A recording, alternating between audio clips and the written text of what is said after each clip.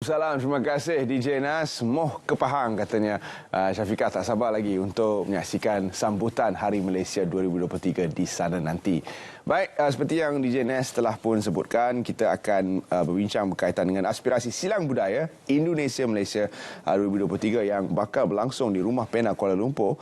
Jadi kepada yang berminat untuk menyertai bengkel, forum dan ingin menonton persembahan teater Astipati di Laboratorium Teater Gates Universitas Setia Budi, Rangkas Bitok, Banten, Indonesia. Anda boleh juga menghubungi nombor-nombor yang akan tertera di skrin anda sebentar sahaja lagi. Baik, sebelum itu kita berkenal dengan tetamu saya yang telah pun bersedia di studio. Kita ada Dr. Zainatul Syuhaida yang merupakan pelakon dan juga pensyarah kanan UiTM. Terima kasih kerana bersama kami, Doktor. Terima kasih. Dan seterusnya Bapak DC Aryadi, pensyarah Universiti Setia Budi Rangkas Bitok dan pengarah teater Astapati. Terima kasih kerana bersama kami Bapak DC. Dan kita juga bersama dengan Puan Sarina Aziz, pengarah program Silang Budaya Malaysia Indonesia. Terima kasih kerana sudi bersama kami. Dan kita akan memulakan bicara kita dengan bertanyakan tentang bagaimana sebenarnya persefahaman ini terbentuk untuk membawa program ini yang akan berlangsung tidak lama lagi. Silakan Doktor. Terima kasih ya Cik Tanas ya. Dia sebenarnya begini, proses silang budaya itu sendiri bermakna satu pertemuan, ya, penyatuan dan juga saling mempengaruhi. Ya, elemen di dalam kedua-dua budaya ini diasimilasi. Ya, diasimilasi di dalam proses ketika pertemuan ini berlaku dan diintegrasi ke dalam budaya lokal. Jadi ketiga-tiga buah universiti ini ataupun para pelajar ini daripada Universiti Setia Budi Rangkas Bitung, daripada para pelajar Paskasiswazah Universiti Teknologi Mara Malaysia dan juga daripada AEP, ya, Actor Emerging Actor ini, mereka akan bergabung dan saling berasimilasi. Pemahaman berlaku di situ. Di mana apabila ketiga buah institusi ini bergabung dan mereka saling mempelajari dalam konteks mengangkat naskah tersebut. Kerana apabila kita mengatakan silang budaya ini, proses yang berlaku itu adalah dari segi bahasanya, ya, dari segi gerak kerja lakonnya, ya, dan juga dari segi pemahaman terhadap konteks apa yang mahu diangkat dan budayanya di situ. Ya, ini pemahaman yang akan berlaku, iaitu mereka saling berinteraksi. Ketika proses berinteraksi, silang budaya ini akan berlaku dalam kalangan mahasiswa ini. Ya, budaya keilmuan, ya, keintelektualan, kemahiran mereka saling memahami dan saling menghormati keharmonian ini untuk diimplementasikan akhirnya ke dalam naskah pementasannya pada 16-17 ini. Pada ketika itu kita akan melihat bagaimana ketiga-tiga institusi para pelajar ini bergabung, mengasimilasi dan menterjemahkan yang dikatakan proses silang budaya ini. Selalu apabila saya ke Indonesia, ada sahaja yang berkata kita serumpun. Maka ada persefahaman yang sudah lama wujud di antara kita dan budaya yang hampir sama itu. Bukan sahaja dari segi bahasa tapi juga dari segi budaya dan persembahan-persembahan teater dan sebagainya. Jadi untuk Bapak DC ingin saya bertanya, mengapa naskah Astipati ataupun Astapati itu yang diangkat untuk dijadikan pementasan kali ini? Baik, naskah Pangeran Astapati ini sangat kental sekali dengan sejarah Islam dan sangat kental juga dengan tradisi pantun Melayu. Tadi memang Indonesia dan Malaysia itu kan satu rumpun. Pantun, puisi-puisi lama. Selain itu juga kita juga ingin memperkenalkan kepada mahasiswa, pemuda, baik yang ada di Indonesia dan Malaysia, bahwa pantun dan tradisi itu masih sangat ada. Dan itu sangat mesti itu diangkat kembali. Baik di tingkat sekolah, pelajar, perguruan tinggi, bahkan universitas. Tidak ada itu berharap juga naskah ini, teks-teksnya itu menjadi sebagai bahan acuan. Bahwa sastra lama itu harus terus dinaikkan. Seperti itu. Dan kesepakatan yang akan dibina dari hasil kerjasama ini juga mungkin boleh diteruskan untuk pementasan-pementasan seterusnya. Jadi apakah objektifnya Puan Sarina? Silang budaya ini bakal berlangsung tidak lama lagi.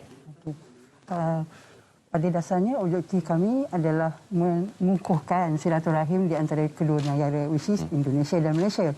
Dalam konteks ini kita highlight tentang penglibatan pelajar-pelajar daripada universiti ataupun akademi yang mengetengahkan tentang pembinaan ataupun perkembangan bakat dekat sini.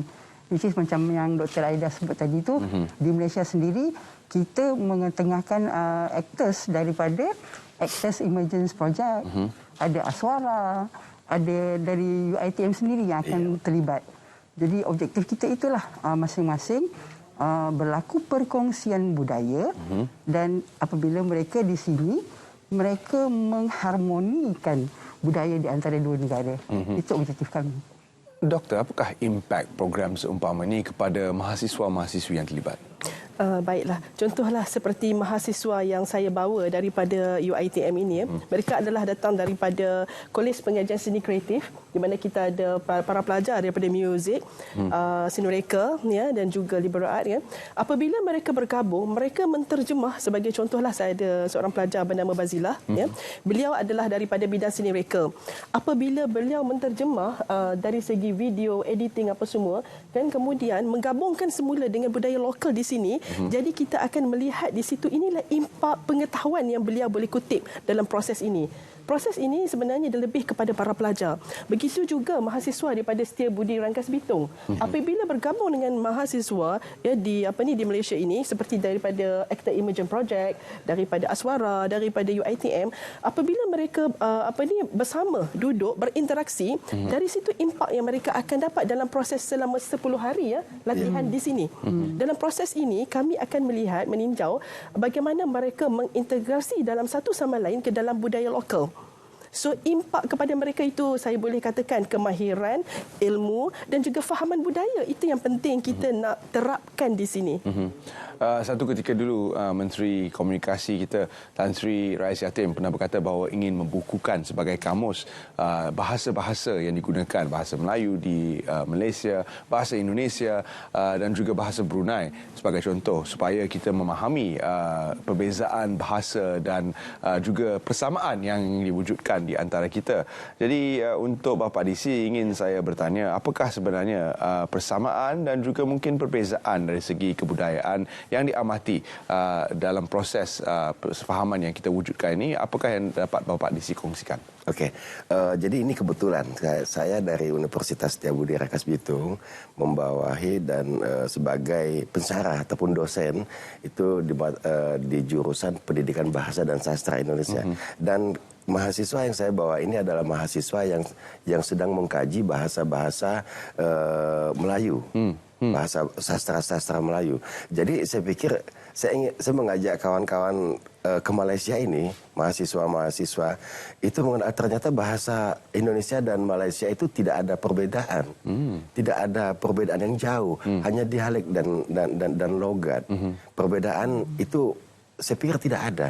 Nah ini loh, Indonesia dan Malaysia itu satu rumpun bahasa Melayu Malaysia itu dipakai di Indonesia dan ada itu di Pekanbaru, Riau, di Lampung, begitu juga di Banten.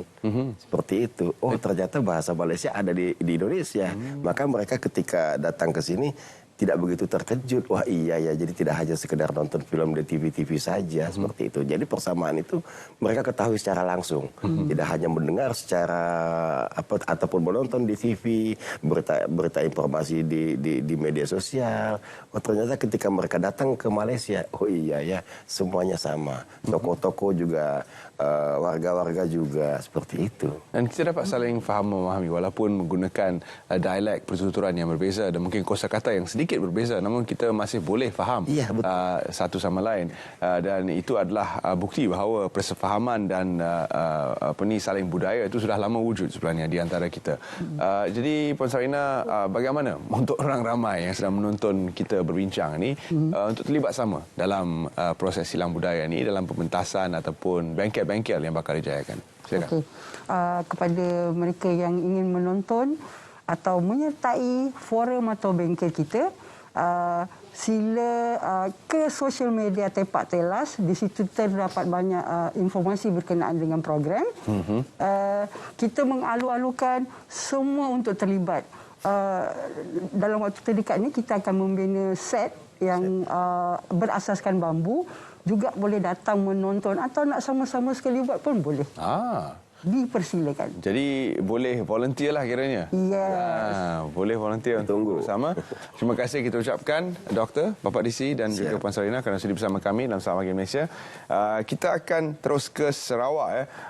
Kita akan bersama dengan rakan kita Ruth Ampong yang telah pun bersedia di Park City Everly Hotel untuk memberikan kita beberapa update berkaitan dengan Kembara Kenali Borneo Bintulu Sarawak.